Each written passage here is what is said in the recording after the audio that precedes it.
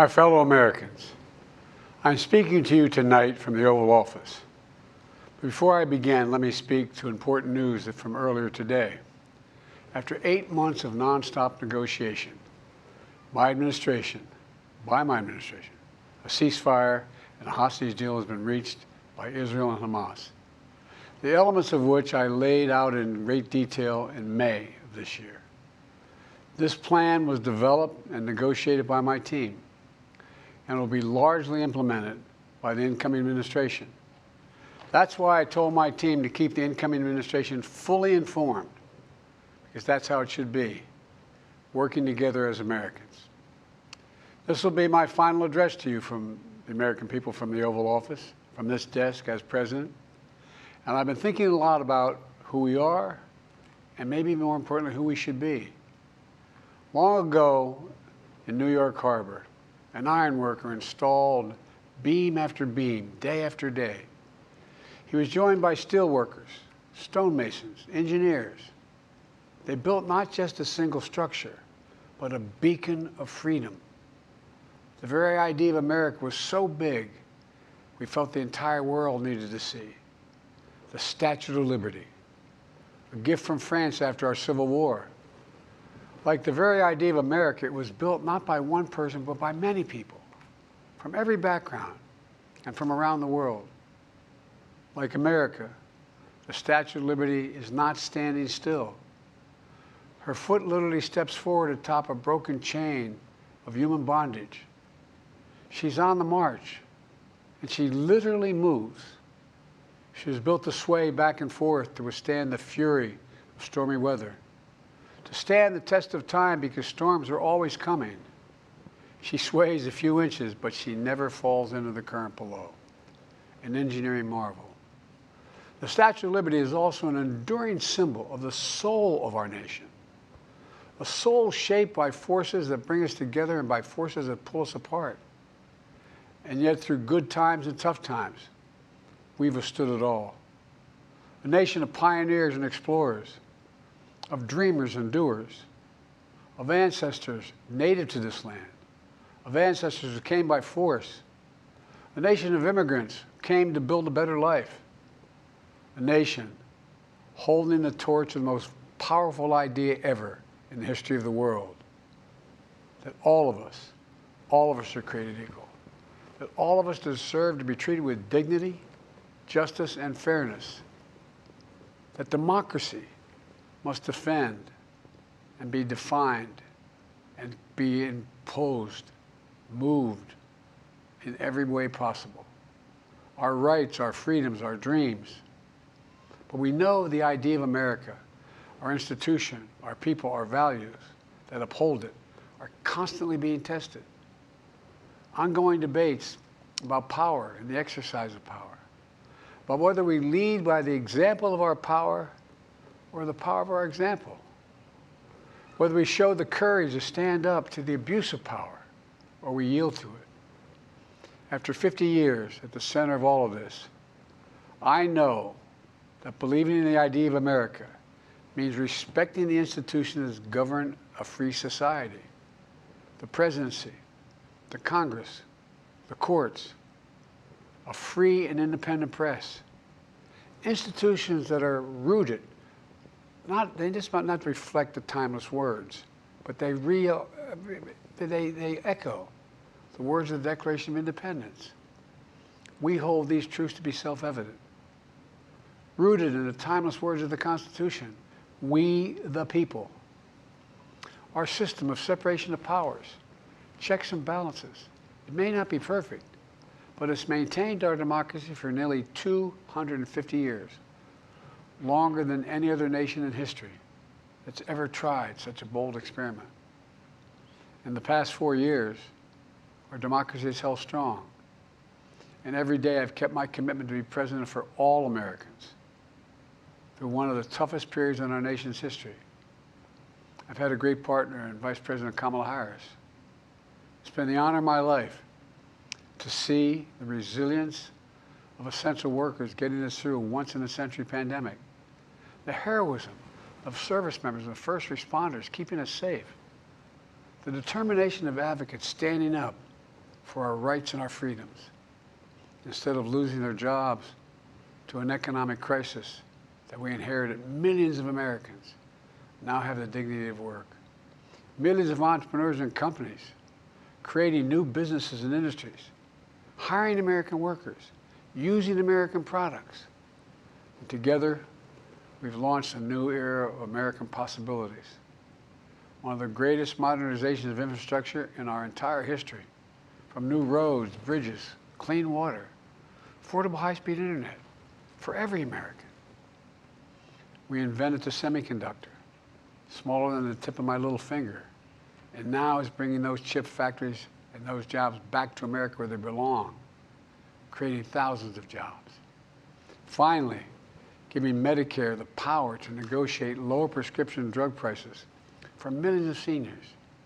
And finally, doing something to protect our children and our families by passing the most significant gun safety law in 30 years and bringing violent crime to a 50-year low, meeting our sacred obligation to over 1 million veterans so far who are exposed to toxic materials, and to their families, providing medical care and education benefits and more for their families. You know, it will take time to feel the full impact of all we've done together. But the seeds are planted, and they'll grow and they'll bloom for decades to come. At home, we've created nearly 17 million new jobs, more than any other single administration, a single term. More people have health care than ever before. And overseas, we've strengthened NATO. Ukraine is still free. And we've pulled ahead of our competition with China, and so much more. I'm so proud of how much we've accomplished together for the American people. And I wish the incoming administration success, because I want America to succeed. That's why I've upheld my duty to ensure a peaceful and orderly transition of power, to ensure we lead by the power of our example. I have no doubt that America is in a position to continue to succeed. That's why my farewell address tonight, I want to warn the country of some things that give me great concern. This is a dangerous and that's a dangerous concentration of power in the hands of a very few ultra-wealthy people. And the dangerous consequences if their abuse of power is left unchecked. Today, an oligarchy is taking shape in America of extreme wealth, power, and influence that literally threatens our entire democracy, our basic rights and freedoms, and a fair shot for everyone to get ahead. We see the consequences all across America, and we've seen it before, more than a century ago. But the American people stood up to the robber barons back then and busted the trusts. They didn't punish the wealthy, just made the wealthy play by the rules everybody else had to. Workers want rights to earn their fair share. You know, they were dealt into the deal, and it helped put us on a path to building the largest middle class, the most prosperous century any nation in the world has ever seen. And we've got to do that again.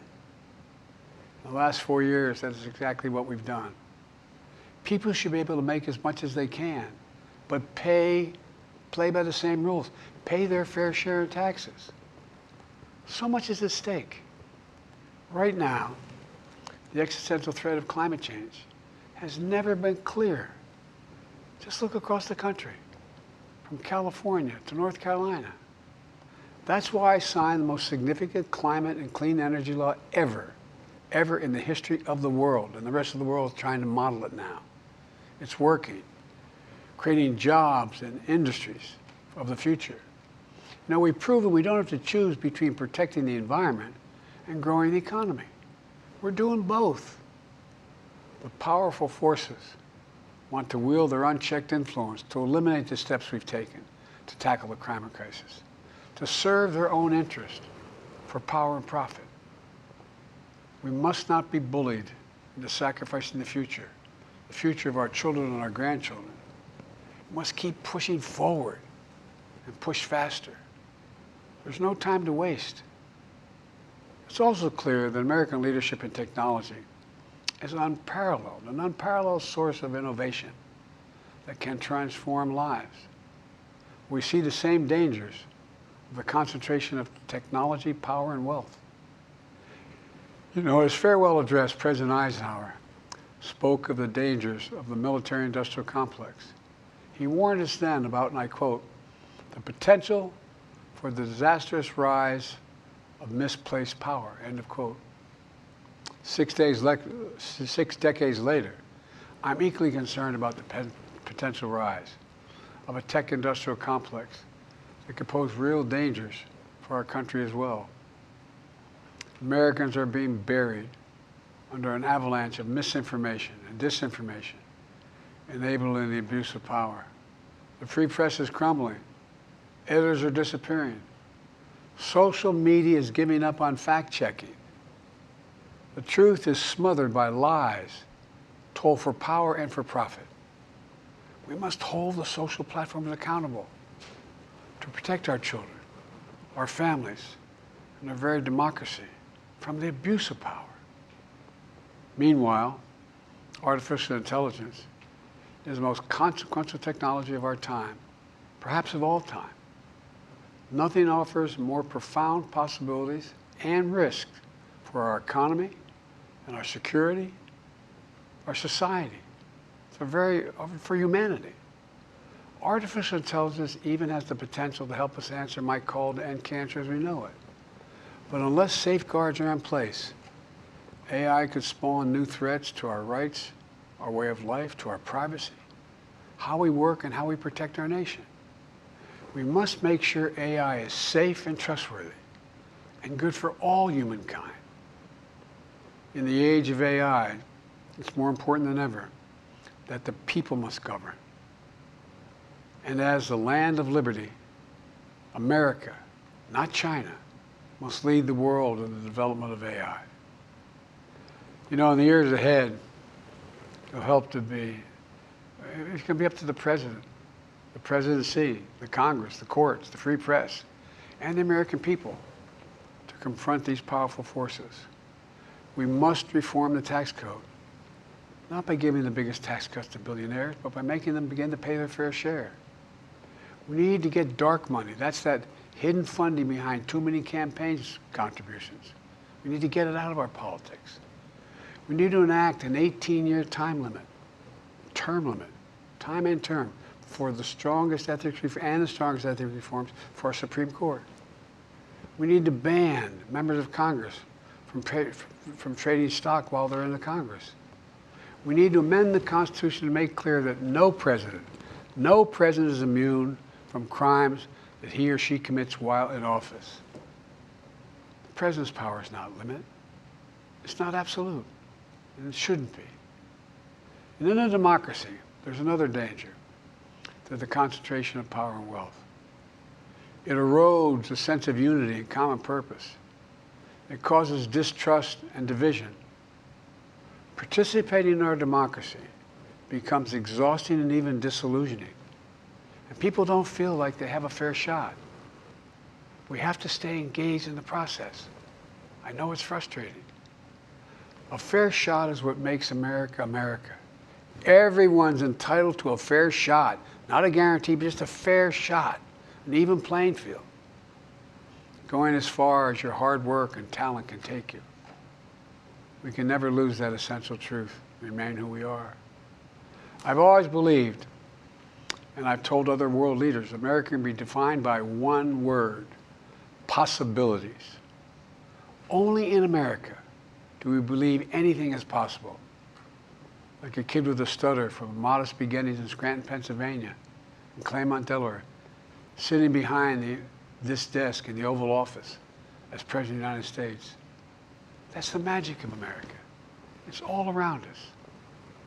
Upstairs in the residence of the White House, I've walked by a painting of the Statue of Liberty I don't know how many times. In the painting, there's several workers climbing on the outstretched arm of the statue that holds the torch. It reminds me every day I pass it of the story and soul of our nation and the power of the American people. There's a story of a veteran. This is a veteran the son of an immigrant, whose job was to climb that torch and polish the amber panes so rays of light could reach out as far as possible. He was known as the keeper of the flame. He once said of the Statue of Liberty, quote, "speaks a silent universal language, one of hope that anyone who seeks and speaks freedom can understand." Yes, we sway back and forth to withstand the fury of the storm, to stand the test of time. A constant struggle, a short distance between peril and possibility. But what I believe is the America of our dreams is always closer than we think. And it's up to us to make our dreams come true. Let me close by stating my gratitude to so many people, to the members of my administration, as well as public service and first responders across the country and around the world. Thank you for stepping up to serve. To our service members and your families, it's been the highest honor of my life to lead you as Commander-in-Chief. And of course to Kamala and our incredible partner, the historic Vice President. She and Doug have become like family, and to me, family's everything. My deepest appreciation to our amazing First Lady who's with me in the Oval today, for our entire family. You're the love of my life and the lives of my love. My eternal thanks to you, the American people. After 50 years of public service, I give you my word. I still believe in the idea for which this nation stands. A nation where the strengths of our institutions and the character of our people matter and must endure. Now it's your turn to stand guard. May you all be the keeper of the flame. May you keep the faith. I love America. You love it too. God bless you all, and may God protect our troops. Thank you for this great honor.